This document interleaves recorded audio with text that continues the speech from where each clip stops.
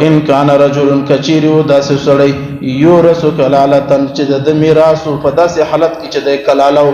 یعنی نمورونه او پلارونه اولادو او امرأة یا داسې هم زنانه وا وله اخ او اخت یا غد پار ورور یا خور فلكل واحد منهما السدس پس د هر یو د پار پدې کې شپږم حصہ ده فإن كانوا أكثر من ذلك كچيري در یو ورور خور زیاتلو فهم شرکاء فی الثلث پدې شریکانو کې دریم حصہ تقسیمیږي من بعد وصیت یوصى بها او دین بعد دې چې وصیت سوی مال وصیت ادا سي او دینن یا قرض ادا سي غیر مضار و یوم وارث به تکلیف نو رسي وصیه من الله اور دا د الله طرف سے حکم دی وصیت دی والله علیم حلیم اور الله رب العزت پېژندون کې دی اور بردبار دی عزیزانو دا د سورۃ النساء آیت نمبر 12 من درېم اور آخري حصہ ده دا سړی مرسو چې هغه نزول لري نه لور لري نه مور لري نه فلار لري په شریعت کې ودې ته کلاله وي د دې تفصیل مخکې راځي ما په دې باندې اجازه تفصیل نه وکړو کلاله هغه انسان چې څوک لري ها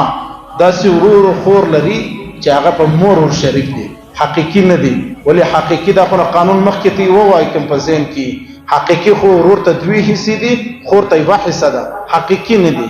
علاتی هم نه دي اند پلار شریک هم نه دي هغه کوم قانون دا چې د پلار در شریک ورور یا خور داغه هم داغه قانون دی چې ورور ته بدوی حصے زی خور ته یو حصہ زی دلته مفسرین او علما فرمای چې دلته اخیافی مراد دی اخیافی مطلب په مور در شریکی دا هغه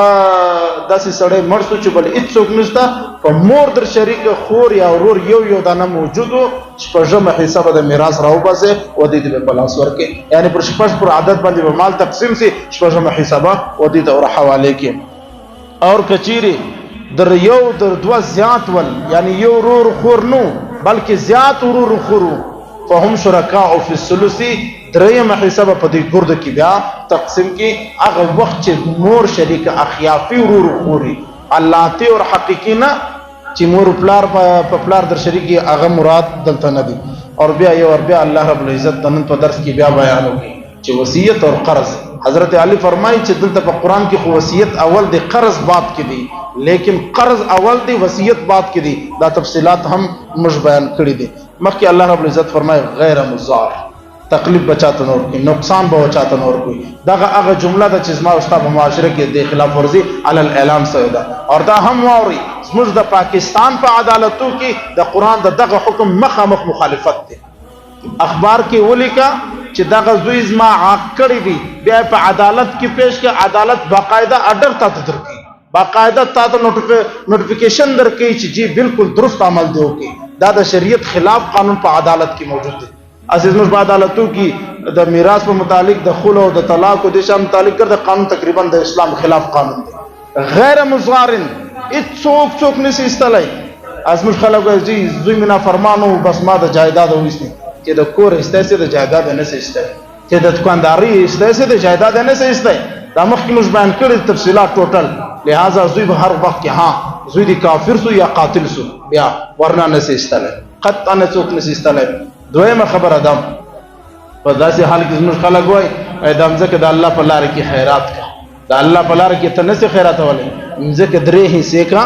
یو حصہ ته حق لري هغه خیرات کا هغه باقی دوه حصے د ورثه او د غور کا کچیر ورثه راځي دی چې ګردم زکه ورکا بیا ګردم زکه په میراث کې خیرات ولې سي ورنا ګردم زکه نه سي خیرات ولې تا اختیار صرف په یو حصہ کې دی درېمه حصہ نبی علیہ الصلوۃ والسلام فرمایي چې الله تعالی د خیر په باره کې ستې په وصیت کې ته د وصیت اجازه درکړې د مال په درېمه حصہ کې ورنه د هغه نه بغیر قطعا څوک نشي کولای اور باز خلک سمج غوي چې دا غیر مصارن د آیت سره مخالفت هم دي ازمل خلک باز کې داوي چې زبد خپل مال وی لوري ته تحفه نه غډېر غریب ده لوري ته خیرات او زکات ورکول سي میراث نه سي ورکول هیڅوک هم چاته نه سي ورکول درې څلور پنځه خاص مسلمانو جمع کړي دي چې زموږ په معاشره کې نن موجود دي اور هغه ډیر ضروري هم دي ان شاء الله پر روان درس کې چې دا آیاتونه مکمل سي الته زموږ د معاشره کې ضروري مسائل دي هغه ټیم بیانو دلته اخر کې یو خبره لازمي وساتو وصیت پر دوه قسمه دي یو وصیت فرض دی او وصیت مستحب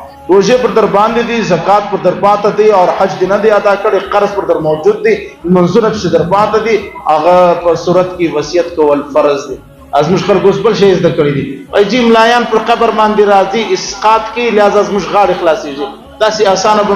مشکل چې څوک خلاصېږي قرض دی که منځونه دی که زکات دی که حج دی د دې خپل اصول خپل طریقې ستا خپل احکامات ستا داسې نه دی چې یو مولوي صاحب راولاړ سو په مجمع کې پیسې وګرځولې او ستا پوره کار خلاص سو داسې هم نه دی وصیت کول فرض دی په داسې حالت کې که د وصیت نه وکړي د الله په نزدیک مجرم اور غاړې بند به پروت دی اور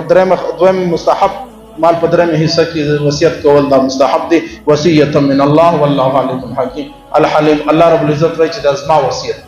دا میراث چې می بیان کې دا زما وصیت دی مور پلار وصیت خو هر سړی پر کې الله وایي زما وصیت دی اور الله رب العزت وایي په دې ټول خبرو باندې خبره کما زوی تدبیه سی ور کړی د لور ته می وایي سور کړی د ورور خور کې می فرق دي که هر څه چې تفصيلات بیان سو الله عزت په دې